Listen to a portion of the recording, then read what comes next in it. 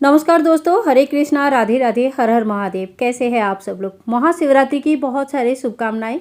दोस्तों, पूजन होने के बाद हमें पूजन की चौकी कैसे हटानी है, चलिए आज इस बारे में पूरे डिटेल्स में आप लोगों को बता देती हूँ। सबसे पहले देखिए, अगर आपने विग्रह का पूजन किया है, आपके मंदिर में ऑलरेडी स्थापित हो है वो विग्रह, तो आप उनको अच्छी तरह से धो पोछ के साफ करके फिर से दोबारा मंदिर में स्थापित कर लीजिएगा। और अगर आपने फ़ोटो का पूजन किया है तो फ़ोटो को भी अच्छी तरह से साफ़ करके अपने मंदिर में स्थापित कर लीजिए, या जहाँ पर भी आप रखते हैं वहाँ पर रख दीजिएगा। दूसरी बात पे आती हूँ, जो फूल वगैरह हमने चढ़ाए, धतूरा, बेलपत्र इत्यादि, उन सभी चीज़ों का आप खाद बना सकते हैं, या तो फिर उन सभी चीज़ों को आप सुखाकर भूमि विसर्जन भी कर सकते हैं। बेलपत्र 6 महीना तक बासी नहीं माना जाता है, तो आप धोकर दोबारा चढ़ा सकते हैं। और बेलपत्र अगर आपका टूट गई है, सिंगल पत्ते बन गए हैं, तो आप इनको सुखा लीजिए अच्छी तरह से और इनकी चूर्ण बना लीजिएगा और साल भर भगवान शिव जी के ऊपर चढ़ा सकते हैं, कोई दिक्कत नहीं है। इसके बाद देखिए, जो धूप वगैरह प्रज्वलित किया था हमने, वो सारी चीज़ें आप भूमि विसर्जन कर दीजिएगा। मिट्टी की दीपदान अगर किया है तो मिट्टी का दोबारा यूज़ नहीं होती है, तो मिट्टी के दीप आप भूमि विसर्जन कर दीजिएगा। और अगर दोबारा यूज़ करना चाहते हैं तो अच्छी तरह से उसको धो के आग में थोड़ा तपा लीजिए और फिर यूज़ कर सकते हैं। पीतल की दीपक यूज़ किया है तो उनको धोकर दोबारा यूज़ करना है हमें। पीतल का दीपक ना विसर्जन होता है ना कुछ, दोबारा यूज़ होती है, ठीक है। इसके बाद देखिए, भगवान को हमने अपने अपनी स्थान में रख दिया। फूल फल जितने भी है वो सारे चीज़ों का हमने खाद बना लिया, ये भूमि विसर्जन कर दिया है। इसके बाद जो आपने अगर कलश स्थापना करके रखा है, तो कलश का जो जल है ये पूरे घर में छिड़कना है, और जो पत्ते और फूल है वो आप खाद बना दें। और साथ में जो 1 रुपये का कॉइन है वो अपनी तिजोरी में रख दीजिएगा। और जो हल्दी है, सुपारी है, इनको आप सुखाकर दोबारा यूज़ कर सकते हैं, या इनको आप खुद ग्रहण कर सकते हैं। लौंग, इलायची, सुपारी, ये सब खुद प्रसाद स्वरूप ग्रहण कर सकते हैं।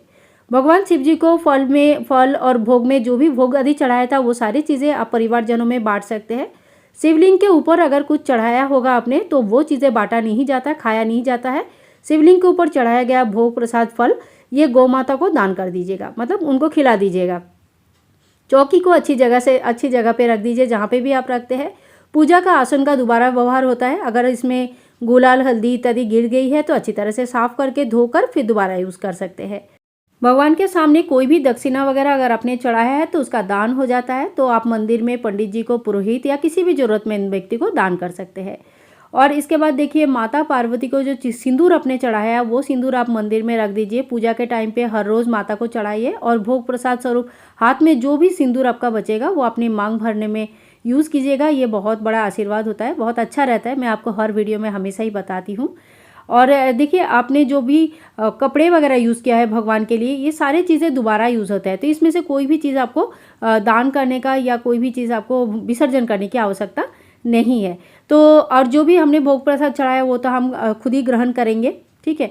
पर दिया वगैरह का क्या करना है मैंने बता दिया। जो भी अपने बुक वगैरह रखा है पढ़ने के लिए, शिव पुराण पढ़ना शुरू किया है या व्रत कथा पढ़ा है, उन बुक को दोबारा अच्छे से अपनी स्वस्थान में वापस रख दीजिएगा। अगर अपने शिवलिंग मिट्टी का बनाया है तो उनका प्रॉपरली विसर्जन होता है, तो शिवलिंग का विसर्जन आप जरूर कर दीजिए। घर पर भी कर सकते हैं, एक गमले में थोड़ी सी जल लेके शिवलिंग का विसर्जन कर सकते हैं गंगा जल से अभिषेक करते हुए, और नहीं तो आप किसी नदी में या पौंड में या बहती पानी में उनका विसर्जन कर सकते हैं।